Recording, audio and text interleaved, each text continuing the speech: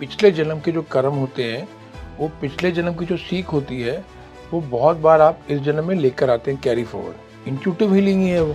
आपका पूरा पावर जो है आपकी हीलिंग का सबसे ज़्यादा मैक्सिमम है आपकी ये उंगलियों में, और उससे भी ज़्यादा है इस एरिया में। नमस्ते करते हैं, हाथ नहीं मिलाते, क्योंकि मेरे अंदर पॉजिटिव एनर्जी है, मेरे कर्म भी अच्छे हैं, मेरा ऑरा भी अच्छा है। आपके अंदर क्या ऑरा है मुझे क्या पता। आपका अगर ऑरा नेगेटिव हुआ, आपके कर्म बुरे हुए, आपका जो नेगेटिव वाला जो आपका हाथ है वो मेरे हाथ में आ गया, तो आपकी एनर्जी मेरे अंदर ट्रांसफर होगी, मेरी अच्छी एनर्जी आपके अंदर ट्रांसफर होगी। इसीलिए बहुत सारी पार्टियों के बाद आपको थकान महसूस होती है। जो आपने स्पिरिचुअल पावर वाली बातें कही, क्या पावर है ये? अगर आपको इस बात पे पूरा यकीन है कि आप एक अच्छे इंसान हैं, आपने कभी किसी का बुरा ना किया, ना किसी का बुरा सोचा, ना किसी से कुछ मांगा, ना किसी से, आपने सबकी मदद की है, आपने कभी किसी का बुरा नहीं किया, आप अच्छे इंसान हैं, वो फेथ, वो भरोसा जब आपके अंदर है, मैं चैलेंज के साथ बोलता हूँ, ना तो आपके साथ कभी बुरा होगा, ना ही कभी आपको डर लगेगा।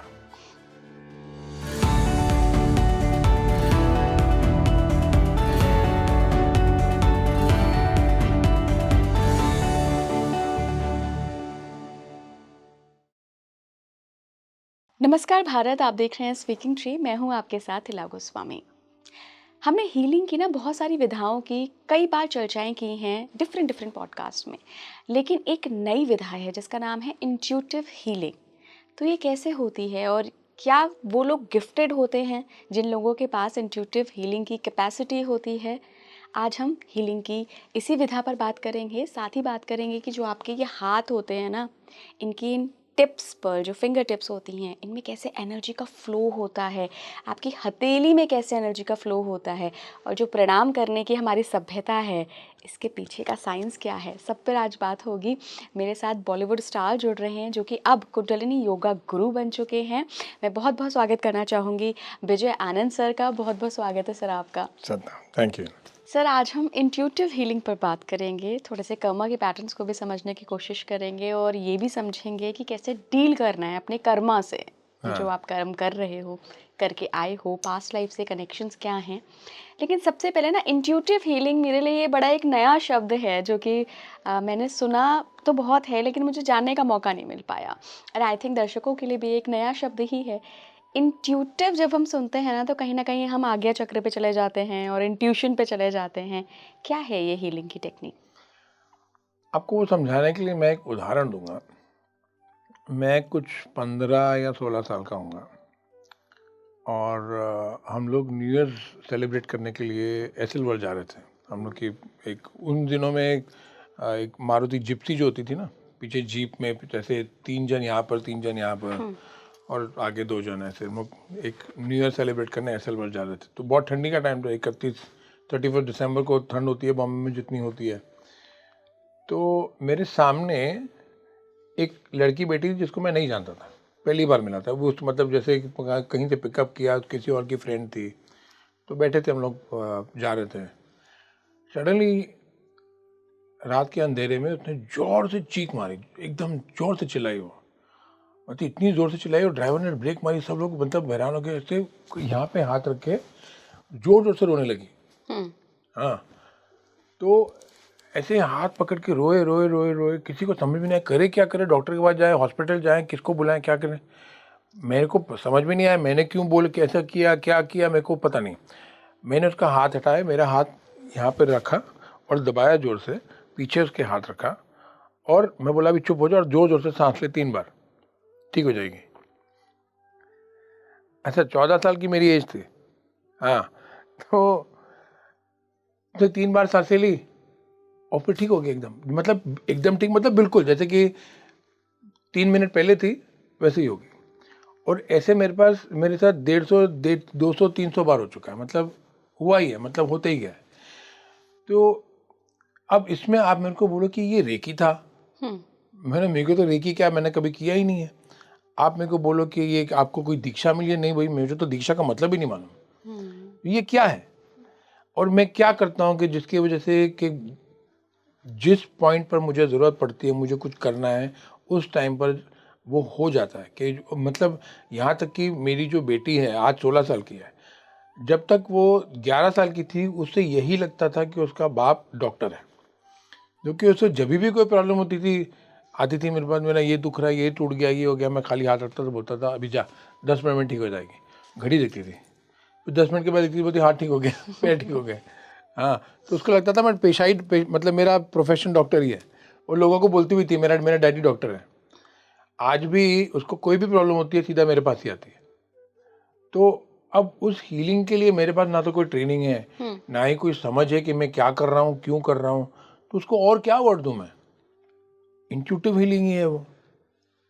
पिछले जन्म के जो कर्म होते हैं, वो पिछले जन्म की जो सीख होती है, वो बहुत बार आप इस जन्म में लेकर आते हैं, कैरी फॉरवर्ड। ये वही है, और कुछ नहीं है। तो ये भी तो हो सकता है आपके पास कोई वाक सिद्धि हो जो आप पास्ट लाइफ से लेके आए हैं कि आपने कह दिया कि जाओ ठीक हो गई और वो ठीक हो गई, ये वाक सिद्धि होती है। वो भी हुआ है। वो भी हुआ है। तो अब ये आपने जैसे कि कहा, ये पिछले जन्म के कर्म है, पिछले जन्म की सिद्धियां जो है आपके पास थी, वो आप इस जन्म में लेकर आए। सर हम ना आजकल ये कार्मिक पैटर्न्स और कार्मिक रिजल्ट्स के बारे में बहुत सुन रहे हैं। बेसिकली जो आप कर्म करते हैं उनके अनुरूप जो आपको रिजल्ट्स मिलते हैं, उसके बारे में मैं पूछना चाह रही हूँ कि अगर उसको चेंज करना हो, क्या चेंज किया जा सकता है? आपका पूछने का मतलब कि आपने अगर कोई बुरे कर्म किए हों और आपको सुधारना है, तो ये सुधार सकते हैं ताकि आपको उसका परिणाम बुरा नहीं हो, इसकी वजह से। तो उसमें एक ही बात है कि उन बुरे कर्मों का आपको एहसास कितना है, आपको कितना दुख है इस बात का कि आपसे वो बुरा काम हुआ, पश्चाताप कितना है। अगर आपके अंदर थोड़ा सा पश्चाताप है या बिल्कुल नहीं है तो कुछ नहीं होगा। अगर आपसे गलती से या जाने या अनजाने में कोई गलत काम हुआ है, लेकिन आपको उसका जेन्युइन पश्चाताप है, आपको जेन्युइनली ऐसा लगता है कि मुझे ऐसा नहीं करना चाहिए था, और जितना गहरा आपका वो भाव होगा, उतना आसान होगा आपके लिए उस कर्म को धोना, साफ करना। अगर वो पश्चाताप नहीं होगा, तो आप भले कितना कुंडलिनी योगा कर लो, कितना मंदिर में जाके बैठ जाओ, कितने प्रसाद बांट लो, कितना, कुछ नहीं होगा। सबसे बड़ा उसका जो एक मेन फाउंडेशन है उस हीलिंग का, उसको ठीक करने का, जो आपके बुरे कर्म हैं जिसको बोलते हैं, वो पश्चाताप सबसे बड़ा, उसके ऊपर कुछ नहीं। क्या इंट्यूटिव हीलिंग से फिजिकल ही नहीं, आत्मा के लेवल पर भी हीलिंग की जा सकती है, सोल लेवल पे? बिल्कुल। क्या किसी के खराब कर्मों को काटा जा सकता है? नहीं, किसी और के खराब कर्म बिल्कुल नहीं। मैंने तो पहले ही बोला था कि अगर आपके कर्म बुरे हैं और आपको किसी की बद्दुआ लगी है, तो स्वयं कोई देव देवी कोई आके उस कर्म को नहीं काट सकता, उस बद्दुआ को नहीं काट सकता। मैं तो इंसान हूँ। सर इंट्यूटिव हीलिंग की टेक्निक्स क्या हैं? इसीलिए तो उसका नाम इंट्यूटिव हीलिंग है, क्योंकि उसका कोई टेक्निक ही नहीं है। कभी आपका पैर दुख रहा है, मैंने यहाँ पे हाथ रख दिया, आपका पैर ठीक हो गया, अब उसको क्या नाम दूंगा मैं? हीलिंग की और विधाओं से आप परिचित हैं? हीलिंग के बारे में आपको मैं 2 चीजें जो एकदम इम्पोर्टेंट है वो आपको समझाता हूँ। सबसे बड़ी बात, आपका पूरा पावर जो है आपकी हीलिंग का, सबसे ज्यादा मैक्सिमम है आपकी ये उंगलियों में, और उससे भी ज्यादा है इस एरिया में। ओके। ठीक है, क्योंकि यहाँ पे जो एनर्जी फील्ड है, जो पावर है, इसको हकनी मुद्रा बोलते हैं। फॉर एग्जाम्पल ये मुद्रा है, तो ये जो पावर है इस एंड के अंदर सबसे मैक्सिमम यहाँ पे, उससे भी ज़्यादा यहाँ पर। इसके लिए हम लोग उंगलियों से खाते हैं। फॉरेन से लोग आते होते लेकिन यहाँ पे हम लोग क्या कर रहे हैं इंडिया में, हमको जो पूर्वजों से जो एक एंशिएंट विजडम जिसको बोलते हैं, जो नॉलेज, हम लोग हाथ से खाना खा रहे हैं, क्योंकि इसमें पंच तत्व हैं, अग्नि, जल, वायु सब है। हम उससे एनर्जाइज करके वो खाना खा रहे हैं। साउथ में आप जाओगे, केरला जाओ, चेन्नई जाओ, वो यहाँ से खाते हैं।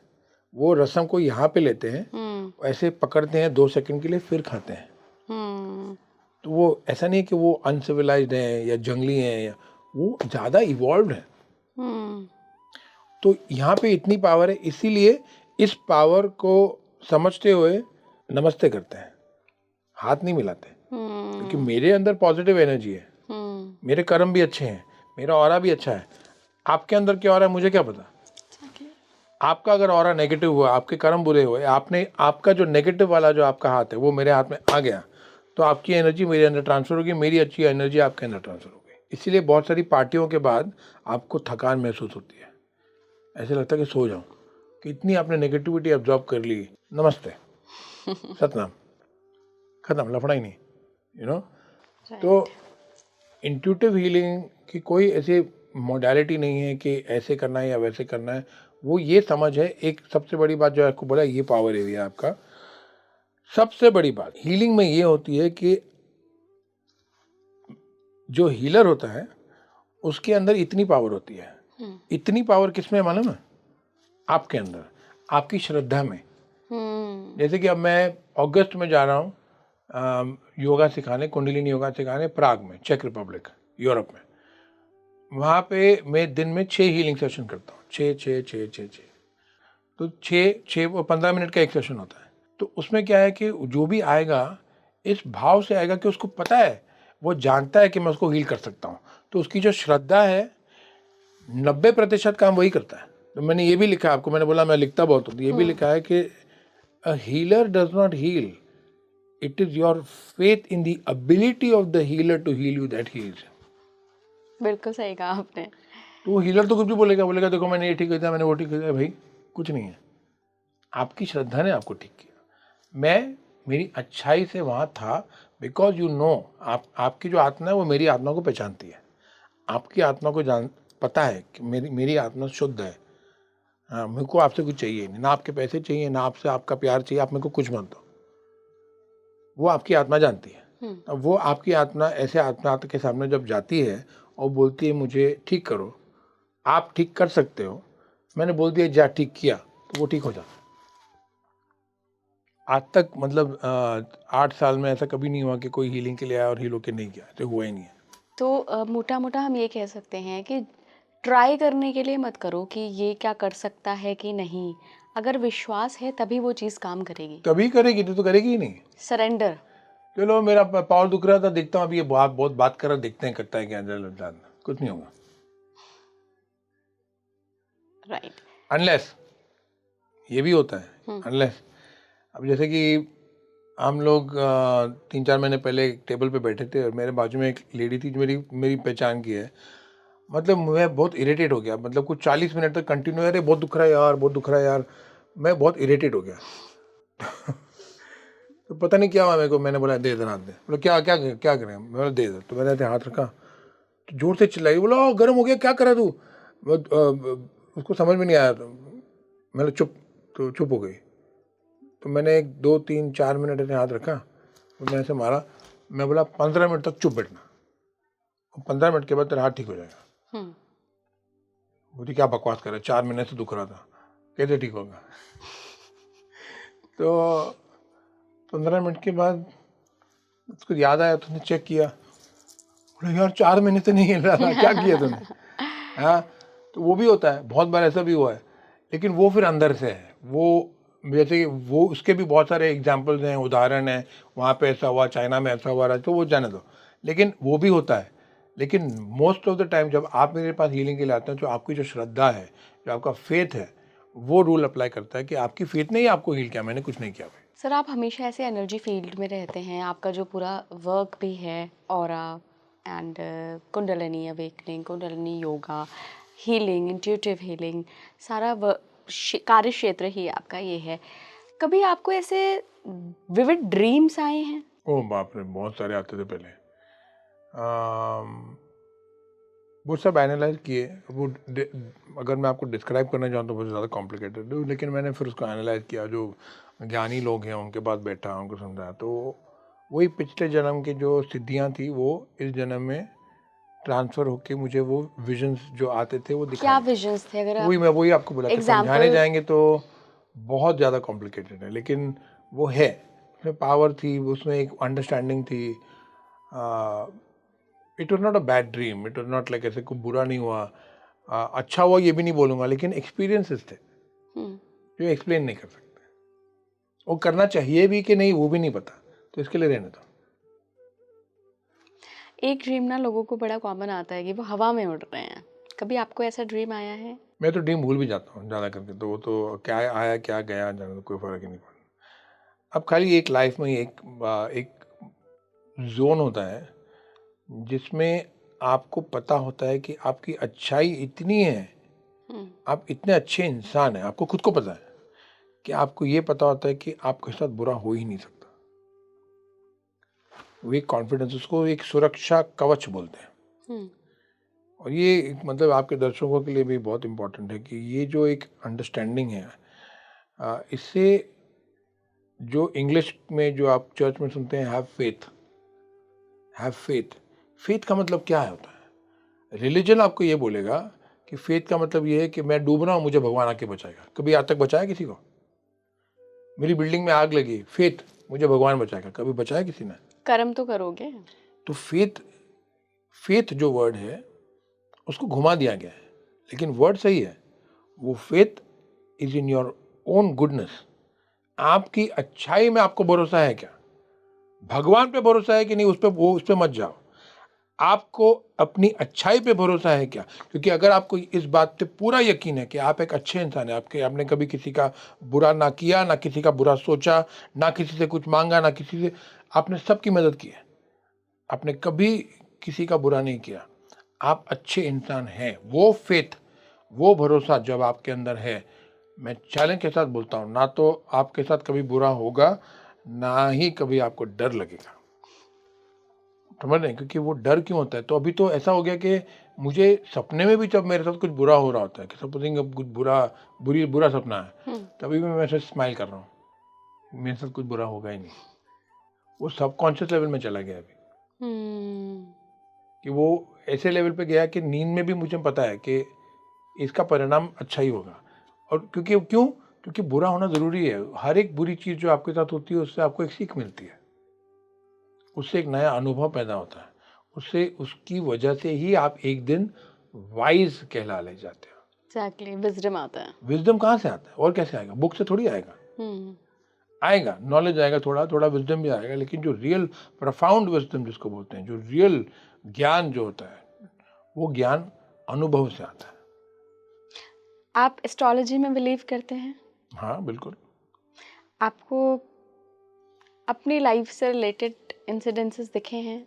जब आप इंट्यूटिव होते हैं ना, आपके अंदर इंट्यूशन होती है, और आप एस्ट्रोलॉजी को, जैसे वो क्रच बोलते हैं ना, कि जो तो लंगड़ा आदमी है, जो मतलब वो लेके चलता है, क्या बोलते हैं उसको, बैसाखी, हुँ, है ना, वही होता है ना। तो जब आप एस्ट्रोलॉजी को वैसे मत लो, इंट्यूटिवली आपको पता होता है कि इससे अगर मैं कुछ पूछूंगा तो सही जवाब आएगा। तो ऐसे मैंने 2 या 3 बार जवाब पूछे, हुँ, सवाल पूछे, जो उसका जवाब मिला, उसकी वजह से मेरी लाइफ का डायरेक्शन चेंज हो गया। एक मैंने किसी को पूछा था, कि उन्होंने मुझे बोला कि आपको एक और प्रोफेशन चूज़ करना है। मैं बोला मैं तो एक्टर हूँ, अनपढ़ हूँ, क्या करूँ? ना मेरे बाप दादा ने मुझे कोई इनहेरिटेंस दी है, ना तो मुझे उनसे कुछ मिला है, ना मेरे पास पैसे हैं, बस एक्टिंग ही आती है, और क्या करूँ? तो उन्होंने बोला कि आप आर्ट में कुछ करो, हुँ, पेंटिंग, चित्रकारी, जैसे पेंटिंग जो बेचते हैं, जैसे एम एफ हुसैन हो गए, रज़ा हो गया, इस तरह के। बोला आर्ट का तो बड़ा शौक है यार मुझे। तो उन्होंने बस ऐसा बोला, मैंने ऐसा सुना। 1 हफ्ते के बाद मैं कोई गैलरी में था, मैं गैलरी बहुत जाता था, हुँ, वहाँ पे कुछ चीज़ें मुझे सस्ती मिली, वो मैंने खरीद ली, और आज की तारीख में इंडिया के टॉप 5 आर्ट डीलर में मेरा नाम गिना जाता है। वर्ल्ड में ऐसा कोई आर्ट डीलर नहीं है जो मुझे नहीं जानता, वर्ल्ड में ऐसा कोई कलेक्टर नहीं है इंडियन आर्ट का जो मुझे नहीं जानता। तो पहली बार ये हुआ। दूसरी बार जन्मपत्री लेके कोई बैठी थी, बोली कि आपको अभी योगा क्षेत्र में कुछ करना चाहिए, कि आप सिखाओ, या हीलिंग की तरफ जाएंगे आप। मैं बोला मैंने कुंडलिनी योगा का एक क्लास किया था, उसमें बहुत रोया था मैं। हुँ, फिर मैंने उसका टीचर्स ट्रेनिंग कोर्स किया, क्योंकि मुझे और ज़्यादा करना था, 26 दिन लगातार रोना था, 26 दिन लगातार हीलिंग करनी थी अपनी, तब मैंने वो किया। तो बोला कि अभी आप सिखाओ। मैं बोला नहीं मेरे को नहीं थी। बोला नहीं आप सिखाओ। आज वर्ल्ड में कोई बड़ा महोत्सव नहीं है योगा का, फेस्टिवल, जिसमें मुझे इनविटेशन नहीं आता। अभी जो मुझे इनविटेशन आया कल, वो ओस्ट्रावा कलर्स ऑफ ओस्ट्रावा करके एक फेस्टिवल है, जहाँ पे 40,000 लोग जाते हैं। मेरे इंस्टाग्राम पे अगर आप देखेंगे, जो पहली जो रील्स हैं, उनमें आप देखेंगे कि एक क्लास में 1,500 लोग, 2,000 लोग बैठे हैं। और योगा में आज मैं वहाँ उस लेवल पे हूँ जहाँ पे मुझे ये अपॉर्चुनिटी मिली है कि मैं लोगों को समझाऊँ कि जो जन्नत, जो एक स्वर्ग जो मैं देख रहा हूँ, वो आपको कैसे देखने मिलेगी, मैं आपको दिखाने का ज़रिया बता सकता हूँ। वो अपॉर्चुनिटी मुझे मिली है। देखो, योगा सिखाने का हर एक के अलग-अलग रीज़न होते हैं। 3 रीज़न हो सकते हैं। एक ये हो सकता है कि आपको लगता है यार अच्छी इनकम है। कल अगर मैं भी बाबा रामदेव बन गया तो मेरे पास भी 20,000 करोड़ होंगे। तो एक तो पैसे का है, पैसे ऑलरेडी हैं मेरे पास, भगवान जितने मुझे चाहिए उससे ज़्यादा ही हैं। हाँ, दूसरा रीज़न हो सकता है शोहरत, कि लोग मुझे बाबा जी कहें, लोग मेरे पैर छुएं। मैं तो वार्न करता हूँ लोगों को, ना तो मुझे गुरु बुलाएं, ना मेरे पैर के आसपास आए। मतलब मैं बड़ी नॉर्मल शर्ट पैंट पहनने वाला आदमी हूँ, ना मैं वो कुछ अलग अजीबो जो गरीब कपड़े पहनूंगा, ना अपना नाम बाबा जी गुरु जी करूँगा। मैं नॉर्मल हूँ, विजय आनंद हूँ, बस ये इतना काफ़ी है मेरे लिए। तीसरा रीज़न होता है योगा टीचर बनने का, कि जो आप स्वर्ग को महसूस कर रहे हैं, जैसे कि मैंने कहा, वो स्वर्ग आप लोगों को दिखा सके। उसमें कोई स्वार्थ नहीं है, आपको किसी से कुछ नहीं चाहिए। राइट। आपका ये कर्म ही है, आप पैदा ही इसलिए हुए कि आपको करना है, उसीलिए आप करते हैं, इसलिए वो भाव है। इसीलिए कोई बोले कि भाई आपको जमैका आना है, अरे बाप रे, 30 घंटे का जर्नी है, ये एक फ्लाइट यहाँ से लंदन लो, लंदन से न्यूयॉर्क जाओ, न्यूयॉर्क से जमैका जाओ। लेकिन आपको पता है कि वहाँ पे लोग हैं जिनको आपकी ज़रूरत है, तो आप जाते हैं। ना किसी को बोल ही नहीं सकते, क्योंकि वही आपका तो कर्म है।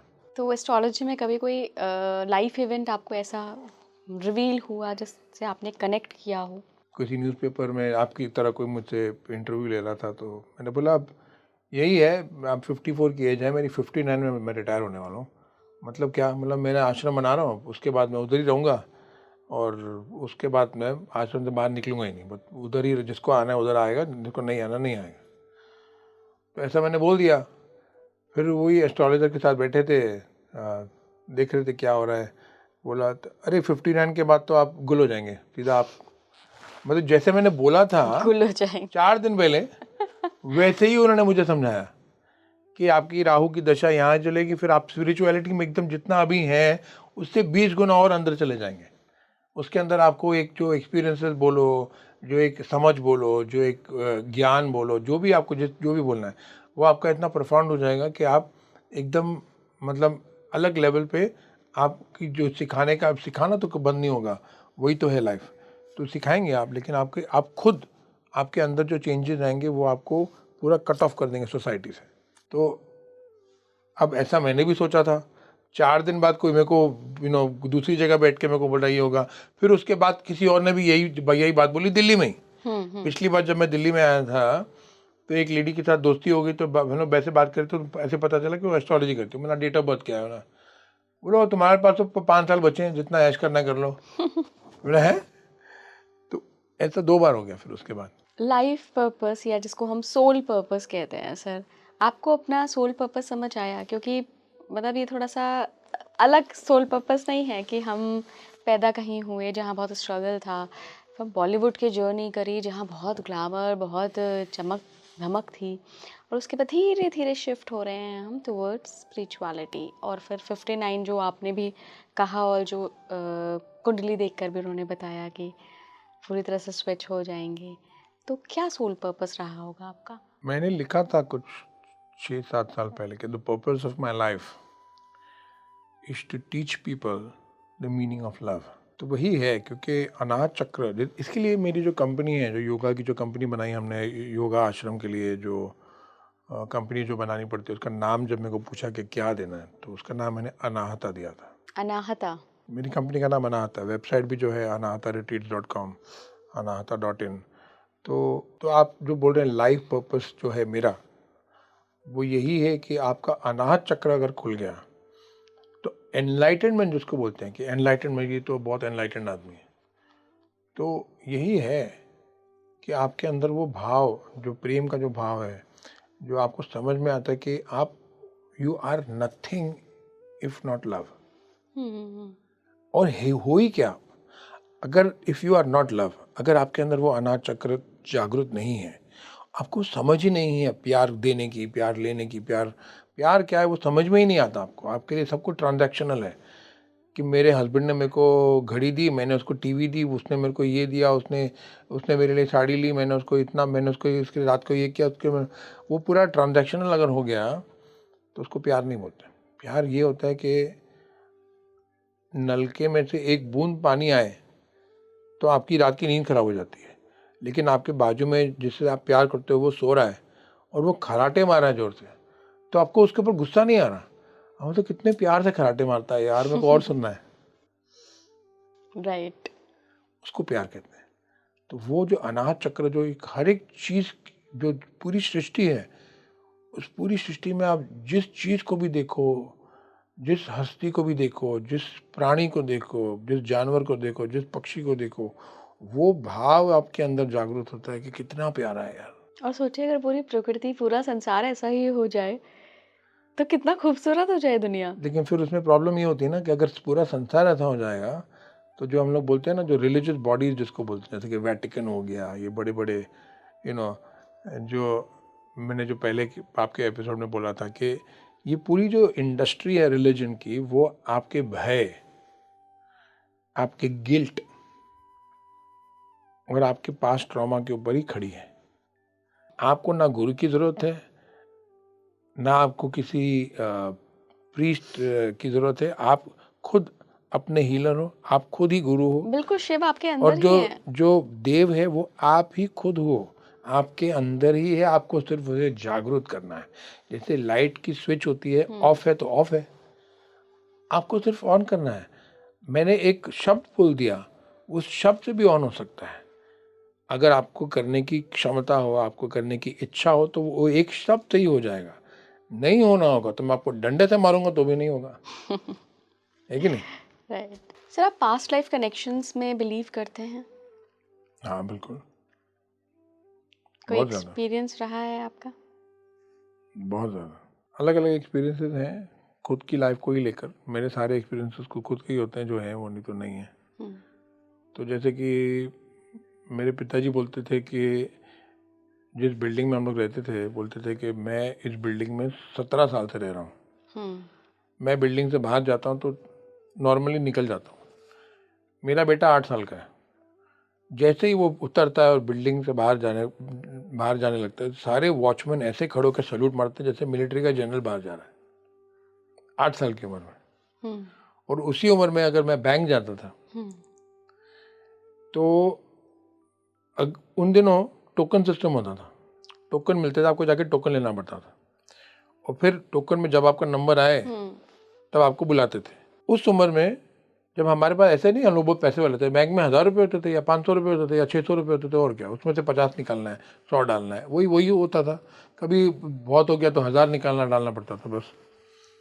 तो ऐसे नहीं कि बहुत पैसे वाले थे इसलिए, लेकिन वो एक पिछले जन्म का एक प्रेजेंस था कि उस टाइम पर भी जब मैं बैंक जाता था, टोकन लिया, तो जो टेलर पे जो भी होता था, ऐसे नहीं कि मतलब इतने साल, 8 साल की उम्र से लेके 22 साल तक, जब तक मैं उस बैंक में जाता था, जो भी उस टेलर पे होता था, मुझे देख के बोलता था, तो जाके बोलता था कि आप उसे उसको चेक देखें। उसने खाली पूछा कि आपने कितने का चेक डाला विदड्रॉ करने के, बोला कि 1500, तो सीधा गिन के देता था ताकि मुझे रुकना नहीं पड़े।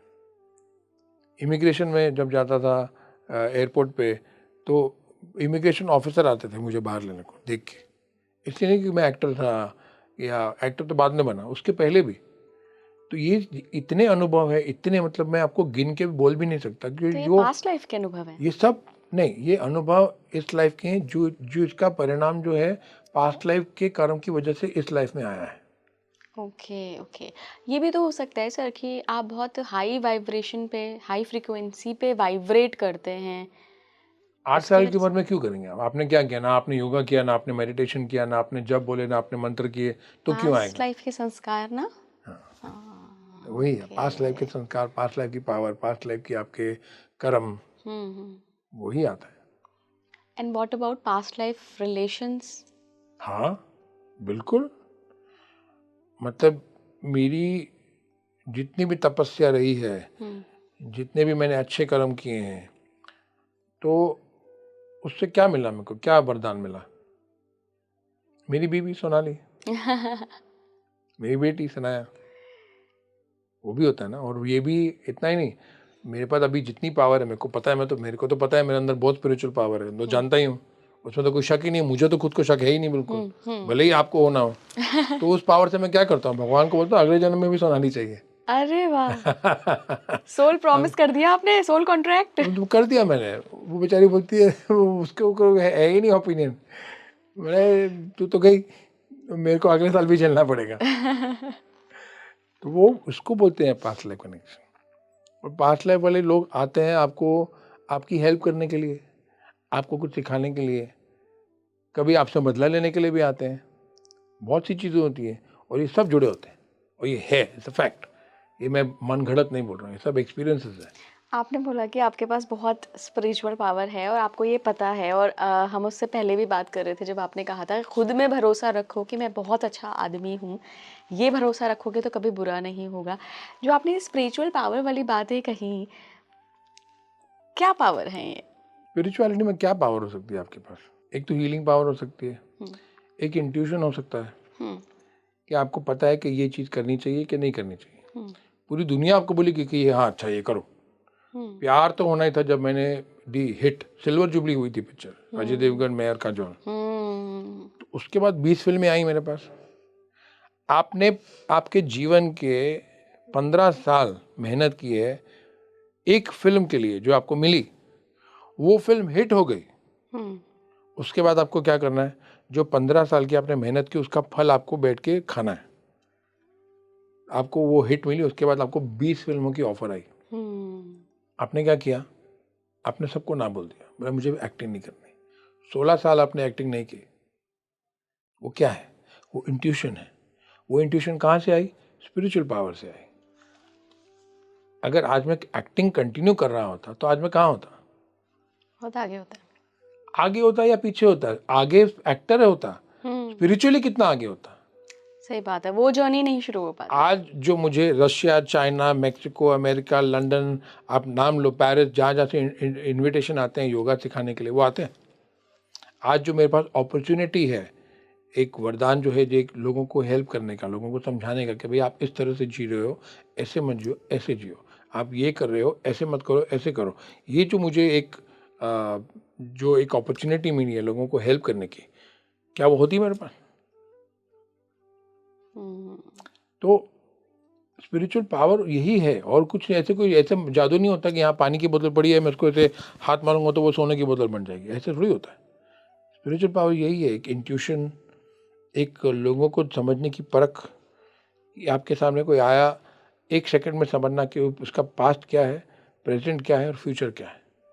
सर ये कैसे समझा जा सकता है, क्योंकि हमारा व्यक्तित्व तो ऐसा है, एक तो है कि हाँ हमारे पास इतनी बड़ी ताकत है, इतनी बड़ी स्पिरिचुअल पावर है कि हम सोल लेवल पे जान ले रहे हैं, क्योंकि हम जो शरीर है, शरीर तो अपने मूड के हिसाब से चलता है। मान लीजिए अभी मेरा मूड ख़राब है, मैं कितनी भी अच्छी हूँ, एक सेकंड के लिए तो मेरा थोड़ा सा वो मूड डिस्टर्बेंस आएगा, और उसी समय में कोई मुझसे मिला तो वो तो मेरा वो रिएक्शन देखेगा ना, वहाँ से जज करेगा। नहीं, तो वो आपको, वो जो आपको जज कर रहा है वो आपको अभी उसको क्या दिखाई दिया उसके ऊपर जज करा। तो ये तो यही बात हुई कि अगर फटे कपड़े पहने तो बोला बेचारी गरीब है।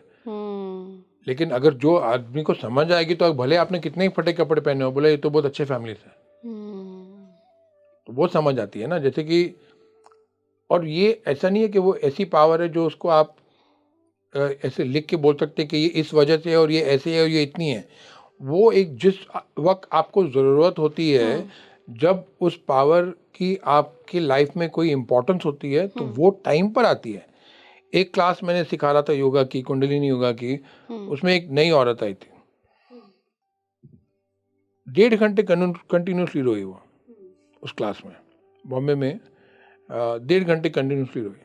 क्लास के बाद जितने भी लोग होते हैं आते हैं आपको एक बार मिलने के लिए, बात करने के लिए, कभी कभी कोई फ़ोटो खिंचाने आते हैं, कभी कोई बोलते हैं कैन यू गिव मी अ हग, ये वो, तो एक लाइन लगती है। तो वो लास्ट में थी।